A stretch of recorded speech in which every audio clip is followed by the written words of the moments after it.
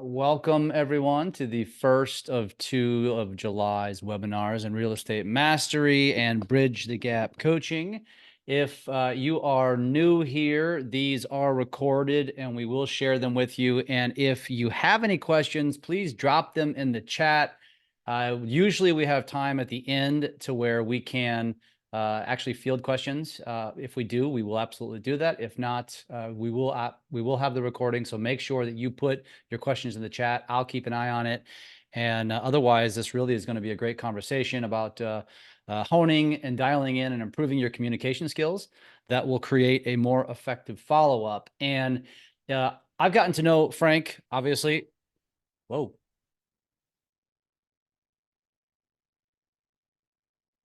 All right, Sorry. Sorry. Flood alert. Flood alert. It's raining here. It's raining here in St. Louis. Okay, so let's get down to it. So Frank and I met as a result of Lab Code Agents. And Frank, you are a investor. You are a coach. You've been in the business a long ass time. I believe you're still affiliated and associated with Keller Williams. Is that correct? Yeah, so I'm the managing director, OP, essentially of the Keller Williams Bakersfield office. We have about a little over 120 agents there, and I run the Keller Williams in Los Angeles on the west side. We have about 200 agents there. I run a coaching business, and I literally just launched a new business that I haven't really told a lot of people about, which is probably the best business. If you own a brokerage, it's probably the best business you could probably ever want to work with. Nice. Well, that sounds like we're going to have to touch on that before we finish today. Well, I love it. Let's get down into it. And the first thing I will mention is I know there are a handful of people on this call from Bakersfield. So I will make sure that you all get connected. And there's Daniel right there. There's one of them. Frank, Daniel, I'll introduce you guys offline later. But Frank, let's get down to it, man. So I kind of gave just a little short snip of who you are. Maybe give us a little deeper look into your career and what you led you to where you are today. And then let's get right into the goods, which is creating a better follow-up and improving our communication. Absolutely. Absolutely. I mean, I grew up in Las Vegas, Nevada, and I joined the military when I was out there. I was a combat military police officer for a number of years in the Army. And then I became a police officer in Las Vegas. And then in 1999, I ended up moving to California with my then wife, and she wanted to raise a family, have kids, all that kind of fun stuff. And I tested for LAPD, and I actually walked through the testing. It was really super easy. And when it came down to it, I went to my wife and I said, I don't think I should be a cop in LA. I'm super aggressive. I'm super proactive. Like, I will shoot somebody. And I'm just like, that's not the mindset that I want to go into, like trying to raise a family. And like, I've had friends that are officers that have taken their own life and just bad things have happened. I'm thinking, I should probably go a different route. I ended up not going to the academy and going to get a degree in college, which was insane. And I got a computer job, which wasn't enough for me, and decided I wanted to be an investor. And so at the time, in around 2000, there was a company called foreclosures.com that, taught you how to do all that stuff. And so I paid them like $3,000. They taught me how to be an investor and all that kind of fun stuff. And that's when I was like, you know what, I think probably having a real estate license would be beneficial. And so I ended up getting licensed in 2003. I'm sorry, 2003. That's when I joined Keller Williams. I was like the first agent to ever join Keller Williams in the San Fernando Valley. And I was rookie of the year. I ended up doing 165,000 in my first 6 months as a real estate agent. I ended up coaching the next rookie of the year, who did 125,000 in their first 12 months. I had the rookie of the year for 2020 and the runner-up during the pandemic when I ran the Keller Williams Porter Ranch office.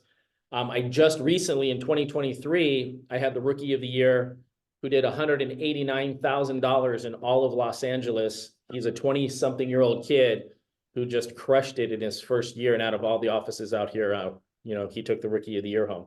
So I'm also the #1 sponsoring agent for agents in the Los Angeles area. Out of all agents in Keller Williams, I sponsor 63 individual agents to my downline. And I run my own real estate team with my wife. To be fair, my wife runs the real estate team. I'm kind of like the highly paid, very well-dressed assistant for my wife. But we have a real estate team. It does very well. We were #3 in the region. I think it was for Keller Williams. That's my story. I think I covered everything. 21 years in the business. Awesome. Awesome. And I know that you and I have talked about this before, which is kind of how we found the topic for today, because there's a lot of things that you can talk about.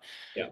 And you would think that the title for today's webinar almost seems basic, like 101 stuff. Like we should know this stuff, but I feel like it's not.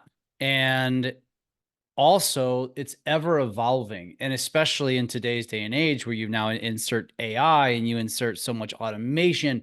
And so let's get into what this really means as it relates to real estate professionals and, just improving communication skills that then will have a positive impact on our results. Absolutely. Communication is, in my opinion, the number one problem that we have in the real estate industry right now.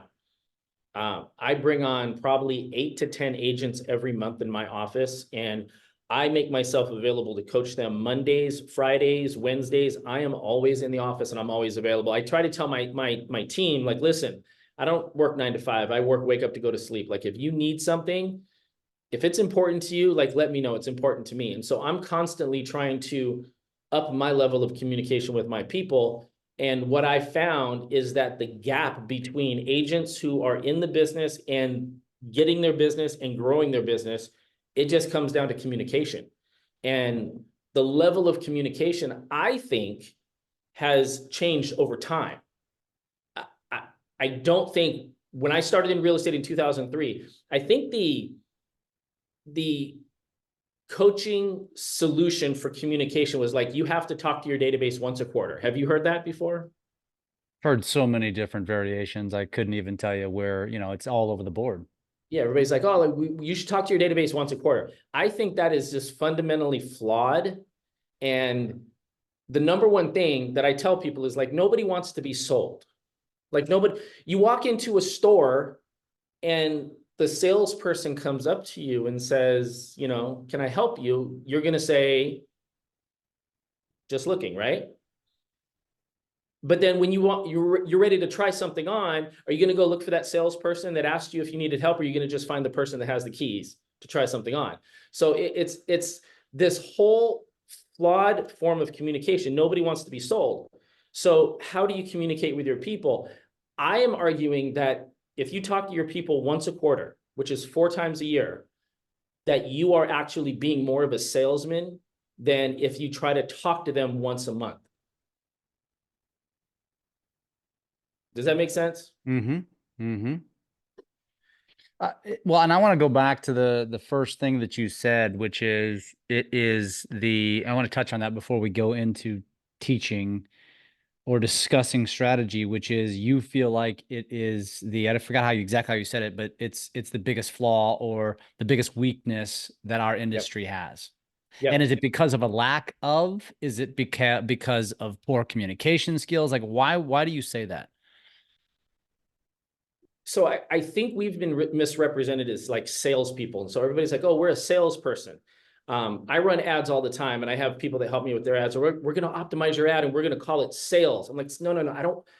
If I could eliminate the word sales from everything that has to do with real estate, it would make me so happy, because we don't sell.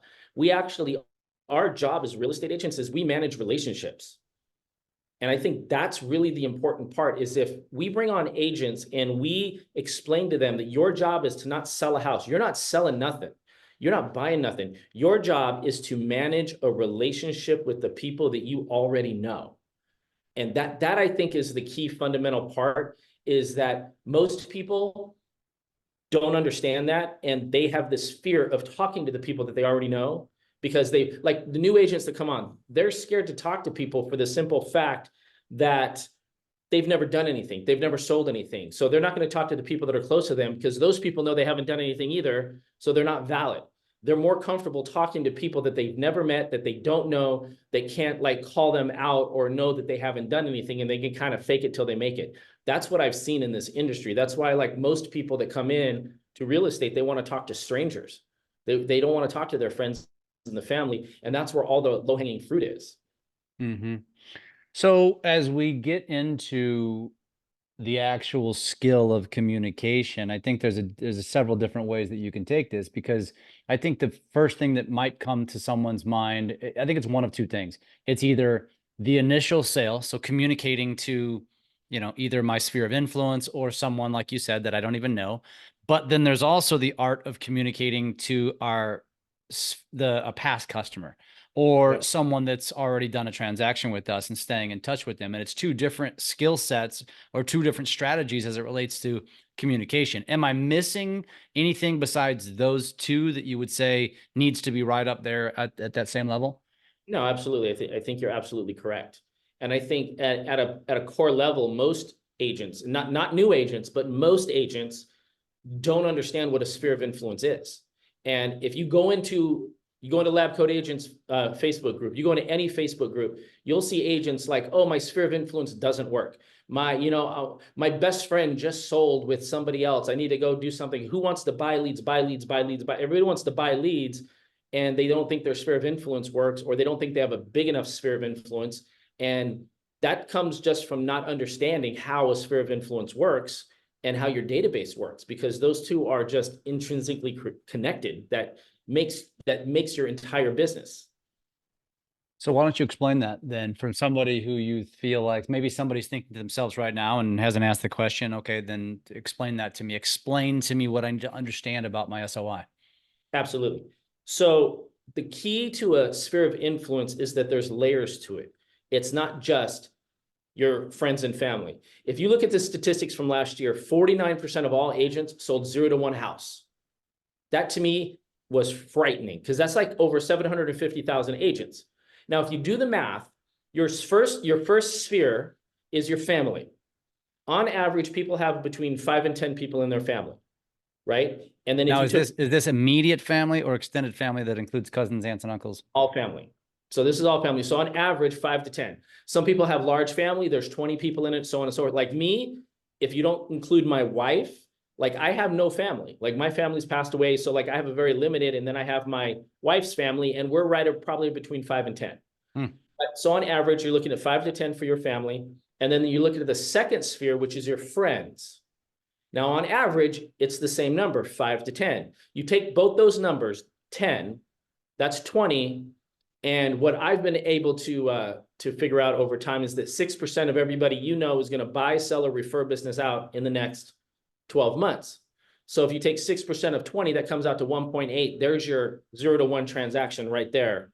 And that's where most people will get their business. They'll sell a couple of houses their first year, or nothing in their first year, and then they'll end up getting out of the business. So the number one thing is your family.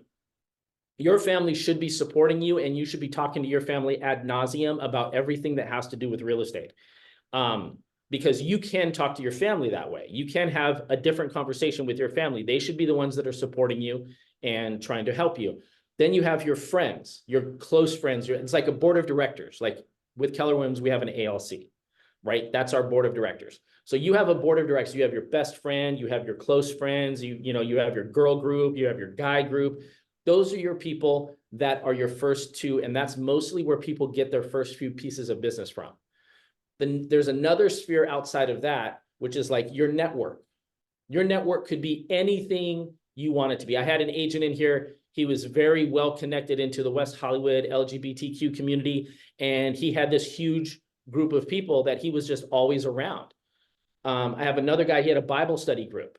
Mm-hmm. And he comes to me and he says, I need to grow now keep in mind, this guy's been in the business for over 20 years. And he's like, my business is terrible. Things are not looking good. And I'm like, well, what do you do?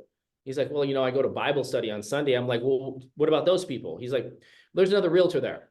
I go, dude, he's probably not talking to anybody either. I'm like, you got to talk to those people. Like, that's your network. That's your really strong group of people. Funny thing is 2 weeks ago, he calls me and he's like, hey, do you have a referral for a home inspector? I go, absolutely. He goes, it's for downtown LA, a $1.3 million all cash offer. He goes, you'll never believe where I got it from. I'd totally forgotten about the conversation. I go, no clue, dude. Where'd you get it? He goes, my Bible study group. And he goes, it literally happened within 2 weeks, and I ended up getting a deal. So let me stop you there. Yeah. So I want to go deeper on that, because when you think about like those spheres, that third level sphere, like family's one thing, close friends another, but the third level sphere, like your your pickleball club, your golf club, your bridge club, as you mentioned, your Bible study, like we all have them. They're there, maybe virtual in some cases. Post COVID, there's a lot more of that, Yeah. but let's be specific about this Bible study case here and say, all right, and I'm going to play devil's advocate here and say, okay, but what is the line that we cross when we take our business into our personal lives, into that's probably the highest level, into our religious weekly, whatever you want to call it, right? Yep. Is that not crossing the line? How do you do it tastefully and have it result in business? That's a great question because I think that's what everybody's afraid of doing. And it's way easier than what everybody thinks. And I go back to the fact that it's a relationship. And if you're talking to people, you guys have this super strong bond in a Bible study group. You have something that people are like, this is some of their core beliefs. It's super important to them. So what I do is I give a script to my agents and my team, and I say, listen, this is what you do. You go develop a relationship with these people, and you don't talk about real estate. You call them, I go, hey, Jeff, it's really great to see you. Like, how's the family?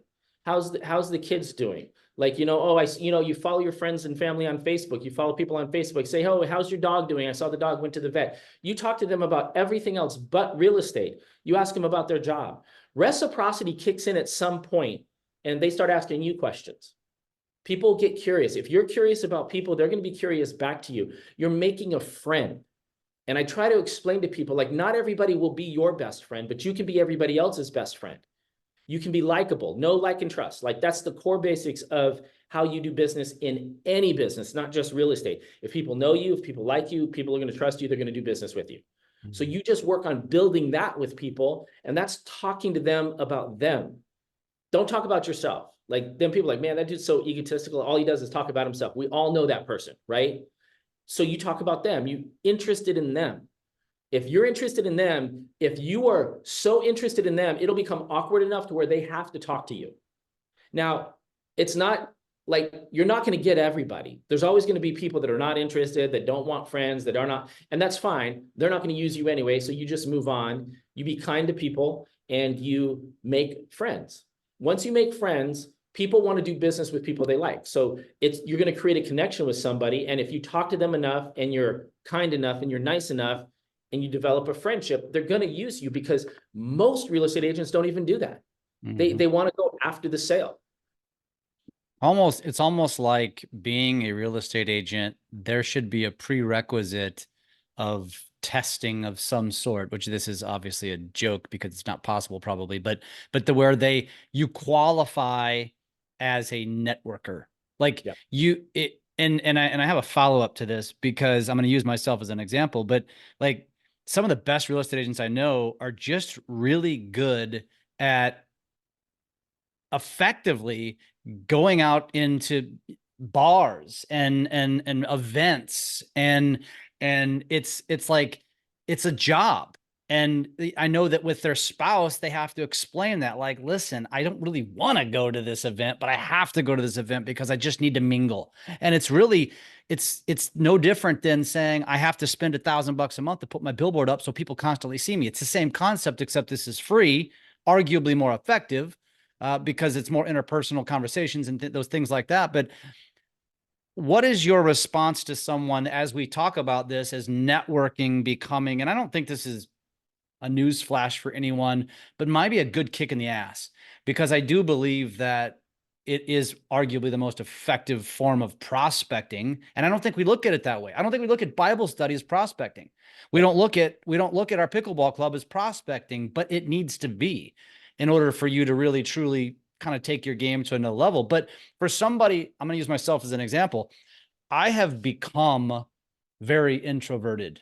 Like, I work from home post-COVID. Now, my new career and all the media things that I do, I'm constantly on these calls. I'm constantly on stages doing events. I have to do that stuff for my business, which makes me introverted in my personal life. And I don't really want to go out and schmooze people. What is your response to, let's say you're coaching me and I'm like, Frank, I don't want to do it. Okay. That's easy. I mean, do you want to sell houses? Do you want to make money? Is there a better way? Is there another way? Not really. I mean, I'm trying to give you the easiest path. I can give you the hardest path. Like I'll give you expired listings. You can go call them and see how that works out for you. Yeah. Like, Leads, can door you get knocking. business from expired listings? Absolutely. Is Yeah. it probably the hardest hustle that's out there? Absolutely. Like there's a coach out there who I beloved, and I'm not going to say his name, but he's a really, good friend of mine. But he's just like, if you go into a city and you want to get business the fastest, you call expired leads. And I'm like, I don't know if I would do that just because there's probably at least 10 to 100 agents doing that same thing. And most of them are not very good at it. They're not very good. Unless you're like a high level, like Mike Ferry, not even Tom Ferry, Mike Ferry, like coach, it's expired leads they suck. It's really hard to do.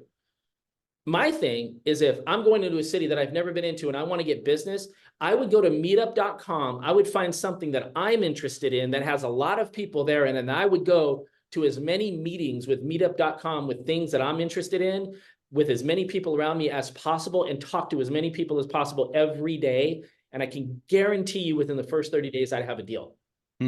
Multiple deals.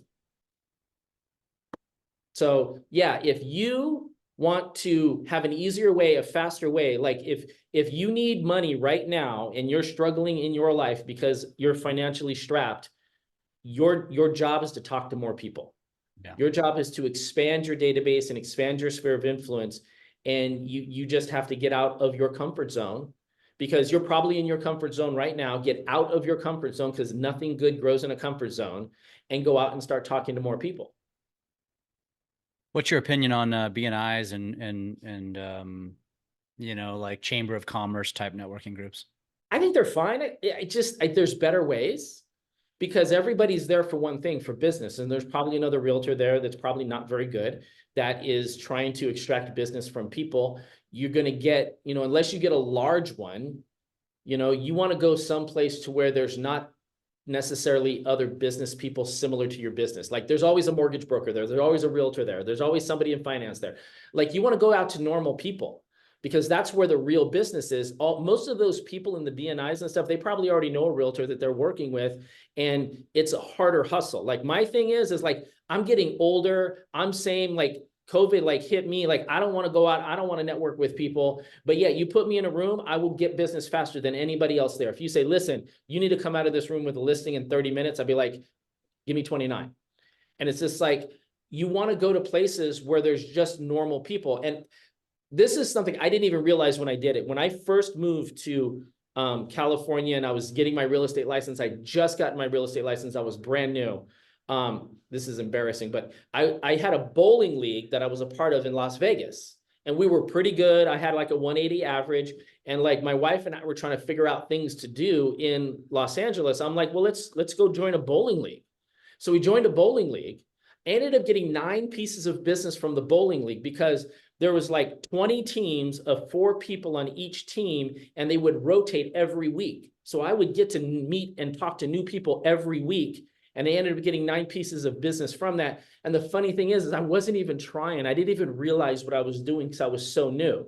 If I'd realized what I was doing, I would own that bowling league. I'd probably still be doing it. And I'd be like the bowling master real estate agent of Los Angeles. Yeah. Yeah. That makes But sense. I mean, so as it relates to, because I want to get into the follow-up piece, because I do believe that's just as important, if not more important. But as we're talking about, this is, I would consider this obviously prospecting, right? It's seeking out new business, and it's almost like looking at prospecting through a different lens. Same thing I say about using how we use social media, which most people, it's a time suck. It's purely entertainment. They just scroll. They don't use it effectively. And I think one could argue the same with most humans as it relates to this sort of thing. You joined you joined whatever it is group. I keep going back to pickleball because it's so popular right now, but golf's the same way. And there's a million other ones, but you joined it because you genuinely want to play pickleball and exercise. You joined golf because you genuinely enjoy golf, but now like reframing or looking at it through a different lens so that it becomes a twofold objective. And I think this gets a little challenging for some people because, especially people with busy lives, like speaking to somebody like me who has a family, has a young family, has kids, like the limited time that I get to go play golf or play pickleball or whatever it is we do, I'm there to do what I'm supposed to do when I get out. And you almost have to change the way you utilize that time so that you might have 30 minutes before to mingle in the clubhouse and then another hour afterwards to mingle outside inside the clubhouse and just get to know people, because the idea is to grow your network. And now, as we talk about growing said network, and let's go back to the Bible study, and let's just say you're having a conversation, you get to know somebody. At what point are we waiting for the reciprocity? Are we waiting for them to ask us questions? Or at what point do we potentially take information and now drop them into a database? Or at what point, or does that become too invasive and spammy? It depends on the person. Like, I think the real estate industry tries to put everything into one little nice little box, and like, this is how you market to everybody. And I think that social media, if you are a high level practitioner of social media, you'll realize that everybody's different and everybody's not the same, and that you have to approach everybody differently. But you approach people with the fact that you're interested in them. Attention is the new gold. It's the new oil for the world right now. And if you give somebody attention, that's what literally everybody wants. Everybody wants attention. Give them the attention that they want and talk to them, and they're going to be naturally attracted to you. So at some point, like if I'm talking to somebody and you and I are talking and we're hitting it off and we're having a good conversation, I'm asking you questions about you, you're asking questions about me. I'd be like, hey, are you on Facebook? What's your platform? And you're like, oh, I'm on Instagram. Let me follow you on Instagram. And I think most agents want to hit the home run the first at bat. It's never going to be like that. Mm-hmm. And so you have to realize that you get an at bat, you're going to take a couple of swings, and that's to put them into your database. And when you have people in your database, and your database is social media, it is your CRM, it is all of these things, because you should be communicating with all of it very similar all the time, ad nauseum, constantly.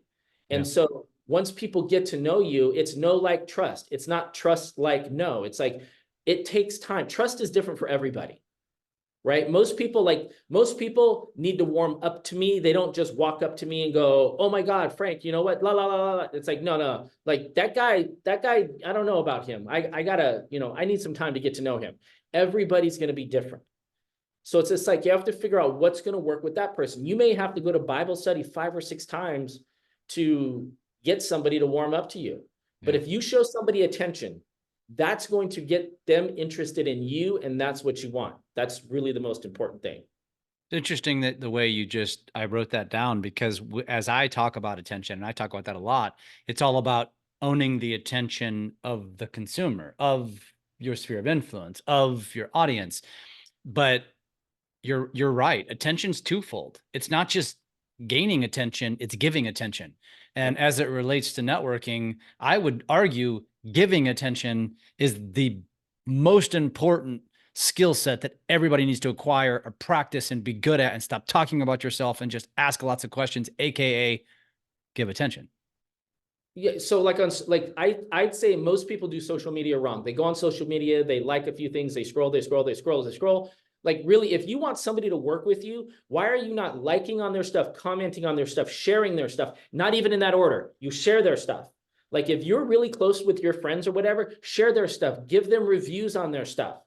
Like, start pushing out all of that attention to other people, because that's the way you get it back. Yeah. Yep. 100%. Anything else that you want to touch on this before we move over to communication as it relates to follow-up? No, I think we covered a lot. I'm sure we'll probably circle back here once, we hit a few other things. Okay. Well, let's dive in. Let's dive into to the whole communication as it relates to Creating a better follow-up, following up in general. I mean, I think this is definitely a point of contention with with most real estate agents. It's something that's talked about from day one, Yeah. and it's something that most either don't do, they're not good at it, they're not consistent at it. You name it. Like there's all these different reasons why they don't work. So I don't know. Give us kind of your shtick on this, and let's dig in. So the number one thing is that I'm the king of getting business with limited amounts of capital. I think that in the real estate industry, you should be able to get business and you shouldn't have to spend a ton of money to do it because it is about relationships. When agents are either in the business or just getting in the business, one thing that they need to educate themselves on is the industry knowledge and what's going on and how it's happening. With this whole NAR settlement, I'm trying to explain to my agents, because I run about a little over 300 agents, is that don't create a video about this NAR thing and put it online. The last thing you want is your client calling you and asking you questions. You should be calling your clients and seeing if they have any questions, because that's going to put you as the authority. Industry knowledge, I think, is probably key to the gap of communication, because a lot of agents are not talking to people because they just don't know what's going on in the market. They don't know what the interest rates are. They don't know what the inventory is. They don't know what the time on market is. There's all of these different things that if you just watch basic news that's happening out there, which I hate, but you have to watch it to know what the consumer is getting. So when they ask you a question, you're able to regurgitate it back to them, and then you immediately become an expert. I think that's really, really super important. That's going to close the communication gap. The big key with communication is that we don't talk to people enough, and we don't do it the way that is synergistically going to get you business. And the way I say that is that I had an agent with my office, and he goes, I have 10,000 email addresses. I'm like, he goes, I have 10,000 people in my database. I'm like, okay. My PC coach is like, well, you better start calling your people. He's like, I'm just going to email everybody. And I was like, that's called spam. And I try to explain to people, like, this is the idea. Like, we want to, as agents, take this huge net into the ocean, throw out this huge net. It lands in the ocean. It captures all this fish. What really happens is we take this huge net, we throw it out into the ocean, all the fish run, it hits the ocean, we pull it back, and there's nothing there.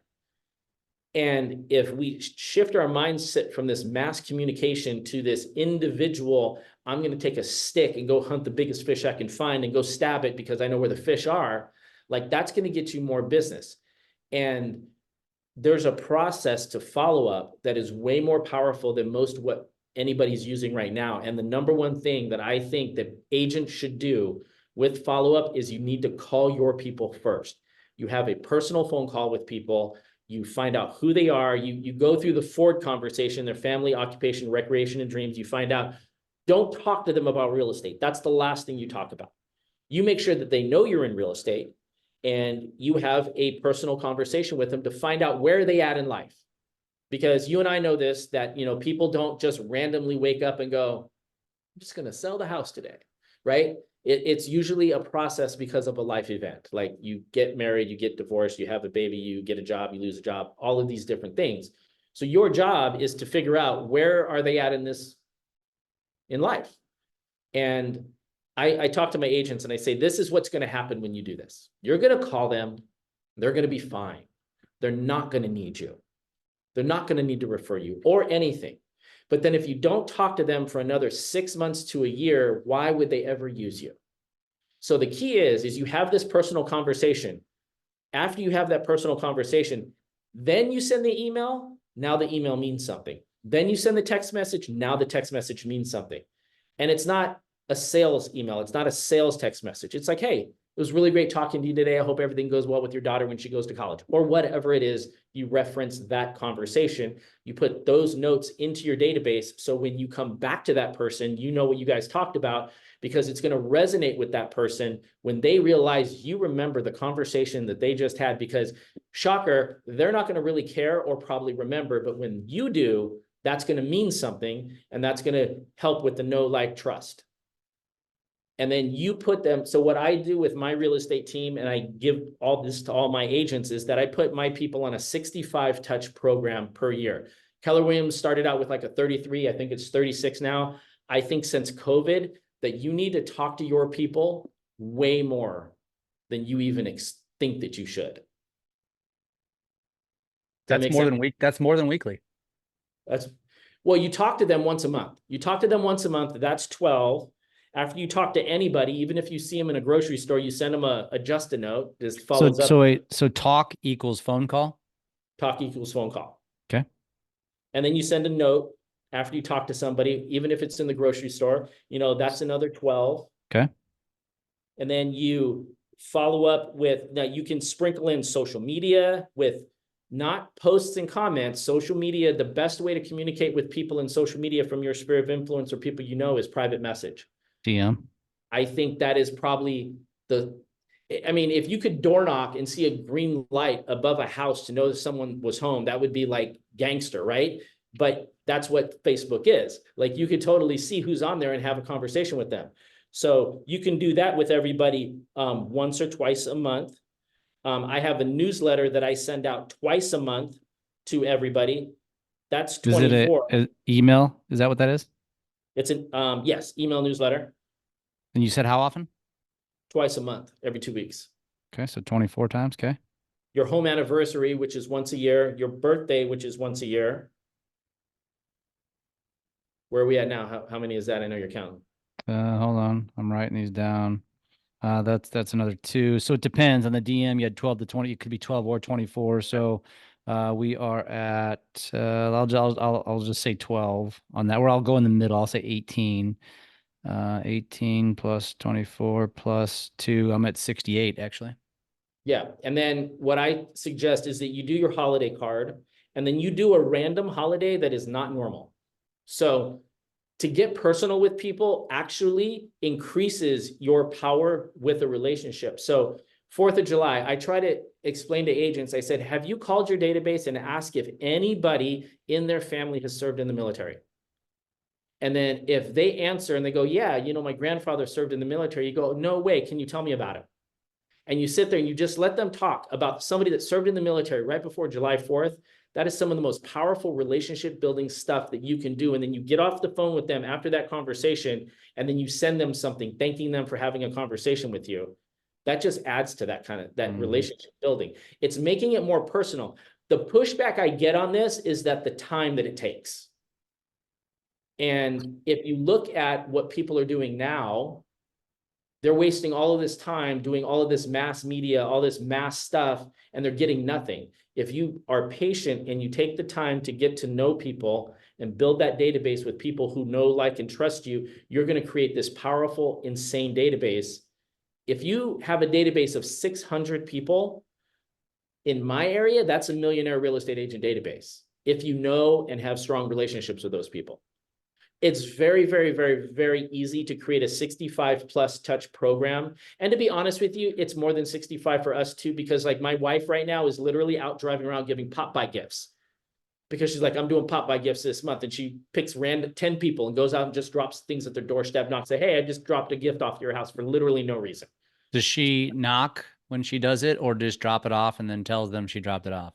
She texts them, say, hey, I'm coming by to drop off a gift. I'll knock on the door. Let me know if you're home. And so like one person was like, we're in Vegas for a couple of days. If it's perishable, you probably want to get it and we can get it back on Saturday. Absolutely. I'll run out back. She ran out back, got it. And she texted them back. Now you literally just had 5 pieces of communication with somebody over one item that you were delivering. And you're giving something to somebody for free, and it has nothing to do with real estate. Yeah. Well, what about the agent who says, hey, but what do I do?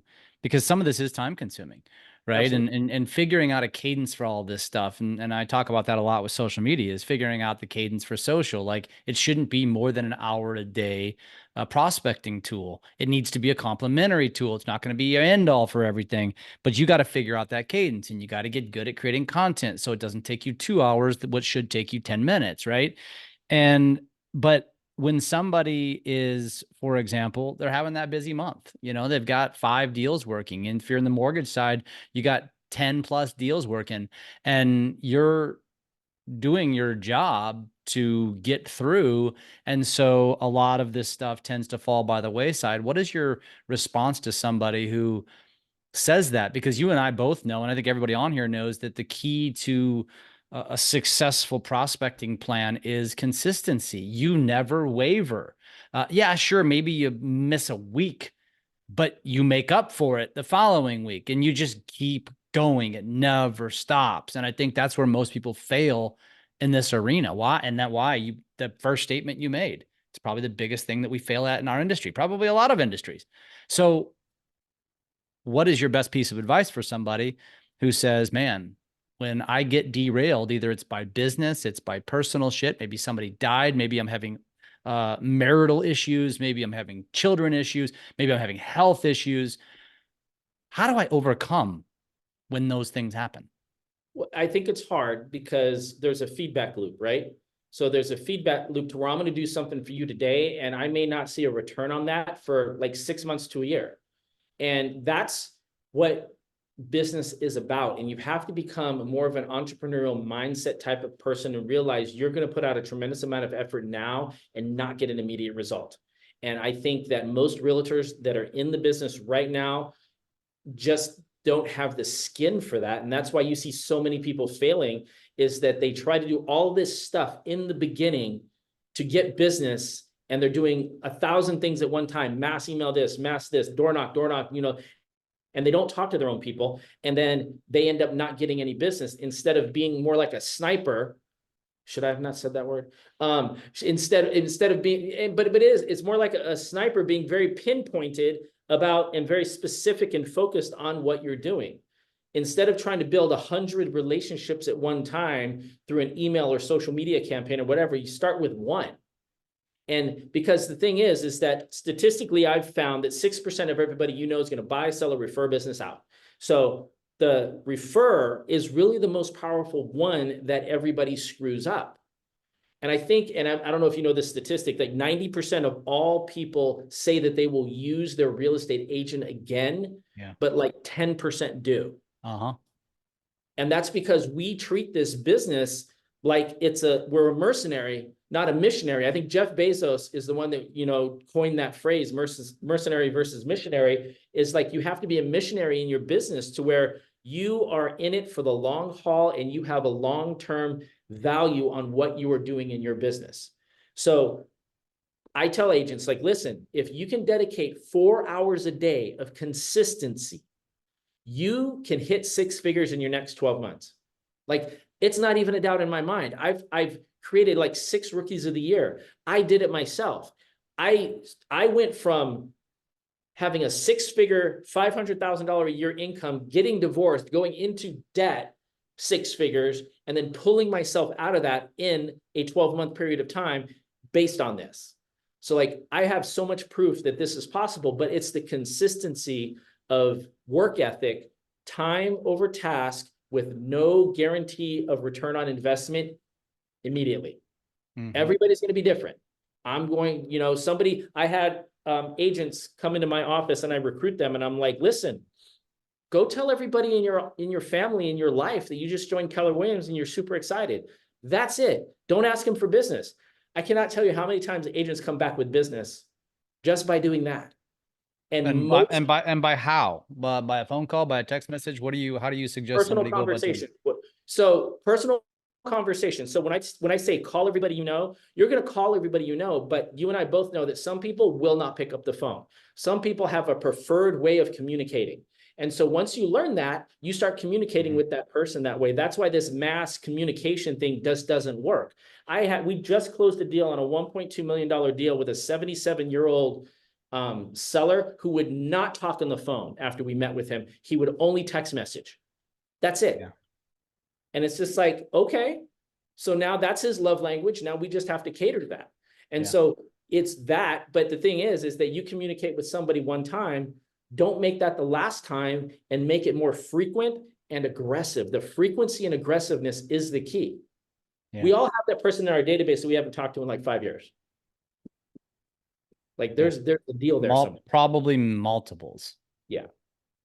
And, I want to add what you said too. And some of you have heard me say this before, but I believe that the next level of communication as we enter into a new era of human being. And by that, I mean young millennials, Gen Z, and then, of course, the upcoming generation alphas that are coming behind them, which is having that conversation. Because our generation, Frank, you and I, anybody older, our age and older, it's just kind of by default. Like we use telephones, and then it's evolved into text message and email, and all three of those are all very acceptable. Now we've got a new generation of human. I use my daughters that are 20 and 24 as great examples, who their preferred form of communication is Snapchat. And this isn't a joke. This is reality. And this is almost a question that you need to start asking your client when you're sitting down with them in the beginning of, what is your preferred form of communication?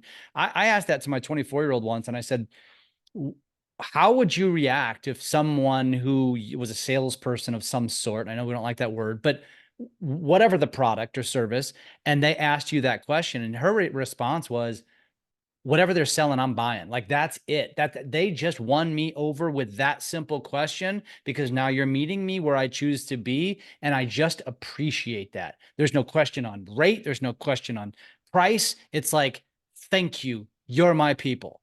And I think for those of us in the real estate industry, especially those of us that have a lot more gray hairs on our faces and heads than others, we need to embrace that, because those generations are going to legitimately choose their real estate agent or loan officer based upon that one simple question. And what is your take? I mean, I know you probably agree with that, but as we kind of wrap this thing up, what are kind of some of your parting thoughts and strategies? Because, and I wanted to ask you too, in addition to that, which was, you mentioned 4 hours a day. If I'm an agent and I'm somebody on this call and I reach out to you afterwards and I'm like, Frank, you mentioned the 4 hours.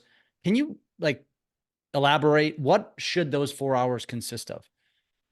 So the 4 hours are basically, you pull up your database, which everybody should be in. I just did this whole thing in my office to where I pulled up my office's roster and I found out how many people had people in the database. And it was like 75% of my office didn't have one contact in their database. And I'm like, what are you guys doing? It's like all your people, everybody in this thing right here should be in your database, someplace where you can take notes and record notes and put them on a follow-up plan. And so you call everybody you know, and you basically, like, let's say you're just starting and you've never done this before. You start with A and work your way through it. Note the people you don't get in contact with, and you just call and you check in on them. You check in to see how they're doing. Make sure that they know that you're in real estate. This is probably, so I challenge people to go to Facebook groups and look at people that are like, oh, my best friend just listed with another agent, or this person just did this. We as agents and people misjudge relationships all the time. We assume the relationship is different than what it actually is. If you have a best friend and they did not list your house with you, that is not your best friend to him. He was not your best friend. You may have been his, but anybody that I have somebody that their mom just listed their house with another agent. He's been licensed for a year. I'm like, whoa, what's that about? We misjudge relationships all the time. That's why people get divorced. So it's like, you have to make sure that the people in your database are actually your people. You call them one by one and you get through as many as you possibly can, and you take notes. You take copious notes. You take notes as in, like, you make sure you have their name, their email, their phone number, their date of birth, their birthday. Send them birthday cards. Birthdays are super important to people. They want to be recognized. Facebook would not put that feature in there and make it super prominent if it wasn't important. Here's a hack. If you're calling your people, find out if they have pets. Pets are, I have 2 dogs. If you know when my dog's birthday is, like, you are now a rock star in my life. My wife will love you. And people that are dog people are freakishly dog people. And if you send a birthday card to the freaking dog, you're going to go up another level. Yeah. Like, you get as much detailed information as you can. And then you do that for 4 hours a day. And then after you do that for the first day, because you never did it again, you follow up with the people you didn't get in touch with. And you do that for 2 hours. Then the next 2 hours, you do the follow-up to where you're writing thank you notes to the people that you just talked to, and you drop that in the mail. It's a touch. You want to overly touch people frequently and aggressively, and that's the key. And you just have to be patient with your process. If you do this, like let's say you don't do anything else, you just do this, you just do the follow-up plan, you will get business. And there is a very good chance that depending on what part of the country you're in, you will make 6 figures in the next 12 months. You just have to be frequent and aggressive with it and make sure people know that you are in real estate and that you are really good at what you do. I love that. And as you take it one step further, it gets me thinking, because as a social media guy, I'm big on calendars, the goofy holiday calendars. And it gets me thinking, like, the thing that we all should be doing with every single one of our clients, obviously, is getting to know them. So pets is an obvious one, but going back to things like, say somebody's an avid baker and they're always making bread because that's a hobby, or again, pickleball. There are national holidays for all of these stupid stuff, right? And so it's like, then you're taking these notes, you've got these notes about what their thing is. It's pets, it's sports, it's gardening. And then you go find the holiday, you put that in your calendar, you send them a goofy gift or card at that point every single year, in addition to the home anniversary, in addition to the birthday. But that's what normal people do. But you take it one step further by getting to know them a little bit better. And you're right. You really probably only need to manage a database of 50 to 100 people, because those people will become your raving referral partners, raving fans, because you simply sent them a sleeve of pickleballs on National Pickleball Day. That's it. 100%. This isn't that hard. God, it pisses me off to have these conversations, to want to kick myself in the ass and be like, damn it, be better. Come on.